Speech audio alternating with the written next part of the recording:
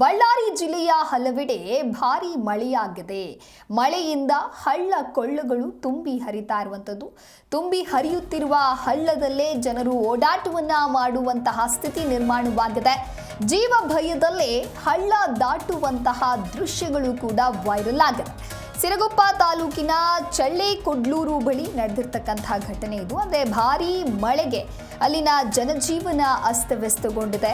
ಅಪಾಯದ ಅರಿವಿದ್ರೂ ಒಬ್ಬರನ್ನೊಬ್ಬರು ಸಹಾಯ ಪಡೆದು ಅದೇ ಹಳ್ಳದಲ್ಲಿ ಜನರು ಸಂಚರಿಸಬೇಕಾಗಿದೆ. ಮಹಿಳೆಯರು, ಹಿರಿಯರು ಸೇರಿದಂತೆ ಜೀವ ಭಯದಲ್ಲೇ ಹಳ್ಳ ದಾಟುವಂತಹ ದೃಶ್ಯಗಳು ಇದೀಗ ಮೊಬೈಲ್ನಲ್ಲಿ ಸೆರೆಯಾಗಿರುವಂಥದ್ದು. ಮಳೆಗೆ ಸಿರಗುಪ್ಪ ತಾಲೂಕಿನ ಚಳ್ಳೆಕೊಡ್ಲೂರು ಹಳ್ಳ ತುಂಬಿ ಹರಿತಾ ಇರುವಂತಹ ಪರಿಣಾಮ ಎರಡೂ ಸಂಪರ್ಕವನ್ನ ಕೂಡ ಬಂದ್ ಮಾಡಲಾಗಿದೆ. ಹೊಸ ಮುರುಣಿಯಿಂದ ಚಳ್ಳೆಕೊಡ್ಲೂರು ಸಂಪರ್ಕವನ್ನ ಕಲ್ಪಿಸುವಂತಹ ರಸ್ತೆ ಪ್ರತಿ ಬಾರಿ ಮಳೆ ಬಂದಾಗಲೆಲ್ಲ ಇದೇ ಸಮಸ್ಯೆಯನ್ನ ಜನರು ಎದುರಿಸ್ತಾ ಇದ್ದಾರೆ. ಪ್ರತಿ ವರ್ಷವೂ ಮಳೆ ಬಂತು ಅನ್ನುವಂತಹ ಸಂದರ್ಭದಲ್ಲಿ ಇದೇ ರೀತಿಯಾಗಿ ಸಮಸ್ಯೆಯಾಗುತ್ತೆ ಜನರಿಗೆ, ಜೊತೆಗೆ ವಾಹನ ಸವಾರರಿಗೂ ಕೂಡ ಪರದಾಟ ಅನುಭವಿಸುವಂತಹ ಸ್ಥಿತಿ ನಿರ್ಮಾಣವಾಗುತ್ತೆ. ಆದರೆ ಯಾವುದೇ ರೀತಿಯ ಕ್ರಮವನ್ನು ಕೂಡ ತೆಗೆದುಕೊಳ್ತಾ ಇಲ್ಲ. ಹಾಗಾಗಿ ಮಳೆಯಿಂದಾಗಿ ಹಳ್ಳ ಕೊಳ್ಳಗಳು ತುಂಬಿ ಹರಿತಾ ಇದೆ. ತುಂಬಿ ಹರಿಯುತ್ತಿರುವಂತಹ ಹಳ್ಳದಲ್ಲಿಯೇ ಜನರು ಓಡಾಟವನ್ನ ಮಾಡಬೇಕಾಗಿದೆ. ಜೀವ ಭಯದಲ್ಲೇ ಹಳ್ಳ ದಾಟುವಂತಹ ದೃಶ್ಯಗಳು ಕೂಡ ಇದೀಗ ವೈರಲ್ ಆಗ್ತಾ ಇದೆ.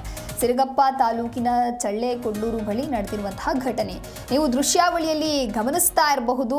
ಆ ಹಳ್ಳ ಕೊಳ್ಳಗಳೆಲ್ಲವೂ ಕೂಡ ಮಳೆಯಿಂದಾಗಿ ತುಂಬಿ ಹರಿತಾ ಇರುವಂಥದ್ದು. ಅದೇ ನೀರಿನಲ್ಲಿ ಜನರು ಓಡಾಟವನ್ನ ನಡೆಸಬೇಕಾಗಿರುವಂತಹ ಸ್ಥಿತಿ ನಿರ್ಮಾಣವಾಗಿದೆ. ಮೊದಲನೆಯ ದೃಶ್ಯದಲ್ಲಿ ನೋಡ್ತಾ ಇರಬಹುದು, ಸಾಲಿನಲ್ಲಿ ನಿಂತ್ಕೊಂಡಿದ್ದಾರೆ ಜನರು. ಆ ನೀರಿನಲ್ಲಿ ದಾಟಿ ಹೋಗುವಂಥ ಕೆಲಸ ಆಗ್ತಾ ಇದೆ. ಇನ್ನೊಂದೆಡೆ ಅದೇ ನೀರಿನಲ್ಲಿ ಬೈಕ್ ತಳ್ಳಿಕೊಂಡು ಹೋಗ್ತಾ ಇದ್ದಾರೆ.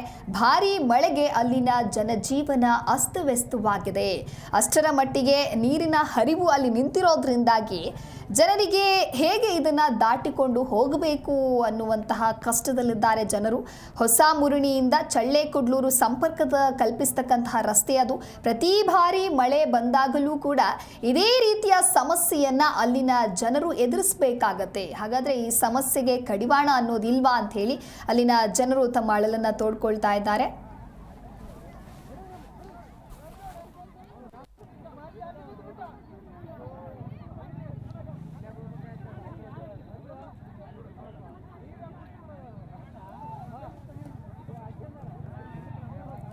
ಇನ್ನು ನೀವು ದೃಶ್ಯಾವಳಿಯಲ್ಲೂ ಕೂಡ ಗಮನಿಸ್ತಾ ಇರಬಹುದು, ಬಳ್ಳಾರಿ ಜಿಲ್ಲೆಯ ಹಲವೆಡೆ ಸುರಿದಿರುವಂತಹ ಭಾರೀ ಮಳೆಯಿಂದಾಗಿ ಅಲ್ಲಿನ ಜನರು ಯಾವ ರೀತಿಯಾಗಿ ಕಷ್ಟವನ್ನ ಪಡ್ತಾ ಇದ್ದಾರೆ ಅಂತ ಹೇಳಿ ತಮ್ಮ ಕೆಲಸ ಕಾರ್ಯಗಳಿಗೆ ಹೋಗೋದಕ್ಕೆ ಆಗ್ತಾ ಇಲ್ಲ.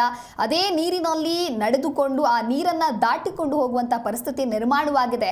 ಹೀಗಾದ್ರೆ ಮುಂದೆ ಏನು ಅಂತ ಹೇಳಿ ಜನರು ಪ್ರಶ್ನೆಯನ್ನ ಮಾಡ್ತಾ ಇದ್ದಾರೆ.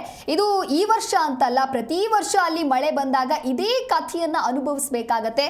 ಇದೇ ಸಮಸ್ಯೆಯಲ್ಲಿದ್ದ. ಹಾಗಾಗಿ ಅಲ್ಲಿನ ಜನಪ್ರತಿನಿಧಿಗಳು ಏನ್ ಮಾಡ್ತಾ ಇದ್ದಾರೆ ಅನ್ನುವಂತ ಪ್ರಶ್ನೆಗಳು ಇದೀಗ ಬರ್ತಾ ಇರುವಂತದ್ದು. ಸರಿಯಾದ ಕಟ್ಟುನಿಟ್ಟಿನ ಕ್ರಮವನ್ನ ವಹಿಸಬೇಕಾಗತ್ತೆ. ಮಳೆ ಬಂದಿದೆ ಅಂತ ಹೇಳಿದ್ರೆ ಅದಕ್ಕೂ ಮುನ್ನೆಚ್ಚರಿಕೆ ಕ್ರಮವನ್ನ ವಹಿಸಬೇಕಾಗಿರೋದು ಸರ್ಕಾರ ಆಗಿರಬಹುದು ಅಥವಾ ಅಲ್ಲಿನ ಜನಪ್ರತಿನಿಧಿಗಳ ಕರ್ತವ್ಯ ಆಗಿರುತ್ತೆ. ಆದ್ರೆ ಆ ಜವಾಬ್ದಾರಿಯನ್ನೇ ಮರೆತು ವರ್ತಿಸ್ತಾ ಇದ್ದಾರಾ ಅಲ್ಲಿನ ಜನಪ್ರತಿನಿಧಿಗಳು ಅನ್ನೋದಾಗಿಯೂ ಕೂಡ ಇದೀಗ ಪ್ರಶ್ನೆ ಮೂಡ್ತಾ ಇರುವಂತದ್ದು. ಯಾಕೆ ಅಂತ ಹೇಳಿದ್ರೆ ಅದೇ ನೀರನ್ನ ದಾಟಿಕೊಂಡು ಅಲ್ಲಿನ ಜನರು ತಮ್ಮ ಕೆಲಸಗಳಿಗೆ ಹೋಗಬೇಕು ಅಂತ ಹೇಳಿದ್ರೆ ಅಷ್ಟರ ಮಟ್ಟಿಗೆ ನೀರು ನಿಂತಿದೆ. ಜೊತೆಗೆ ಅಲ್ಲೇ ಬೈಕ್ ಅನ್ನ ತೆಗೆದುಕೊಂಡು ಹೋಗ್ತಾ ಇದ್ದಾರೆ. ವಾಹನಗಳನ್ನು ಕೂಡ ಅಲ್ಲೇ ದಾಟಿಸಬೇಕಾಗಿದೆ. ಇನ್ನು ಆ ನೀರಿನಲ್ಲಿ ದಾಟುವಂತ ಸಂದರ್ಭದಲ್ಲಿ ಏನಾದ್ರೂ ಹೆಚ್ಚು ಕಮ್ಮಿ ಆದ್ರೆ ಇದಕ್ಕೆ ಹೊಣೆ ಯಾರು ಅಂತ ಹೇಳಿ ಸಾರ್ವಜನಿಕರು ಕೇಳ್ತಾ ಇರುವಂತದ್ದು. ಯಾವುದೇ ರೀತಿಯ ಕ್ರಮ ಇಲ್ಲ. ಅದೇ ನೀರಿನಲ್ಲಿ, ಅದೇ ಕೊಳಚೆ ನೀರಿನಲ್ಲಿ ಜನರು ದಾಟ್ಕೊಂಡು ಹೋಗ್ಬೇಕು. ಇನ್ನು ಆ ಪುಟ್ಟ ಮಕ್ಕಳು ಕೂಡ ಅದೇ ನೀರಿನಲ್ಲಿ ಹೋಗ್ತಾ ಇದ್ದಾರೆ. ಹಾಗಾಗಿ ಸರ್ಕಾರ ಯಾವುದೇ ರೀತಿಯ ಕ್ರಮವನ್ನ ತೆಗೆದುಕೊಳ್ಳದೆ ನಿರ್ಲಕ್ಷ್ಯವನ್ನ ವಹಿಸ್ತಾ ಇದ್ದಾರಾ ಅನ್ನುವಂತ ಪ್ರಶ್ನೆಗಳು ಮುನ್ನೆಲೆಗೆ ಬರ್ತಾ ಇದೆ. ಇನ್ನಾದ್ರೂ ಕೂಡ ಸರ್ಕಾರ ಎಚ್ಚೆತ್ತಬೇಕು. ಇವರಿಗೆ ಏನಾದ್ರೂ ಒಂದು ವ್ಯವಸ್ಥೆಯನ್ನ ಮಾಡಿಕೊಡ್ಬೇಕು. ಸರಿಯಾದ ನಿಟ್ಟಿನಲ್ಲಿ ಕ್ರಮವನ್ನ ತೆಗೆದುಕೊಂಡ್ರೆ ಮಾತ್ರ ಅಲ್ಲಿನ ಜನರು ಈ ಸಮಸ್ಯೆಯಿಂದ ಪಾರಾಗೋದಕ್ಕೆ ಸಾಧ್ಯವಾಗಲಿದೆ.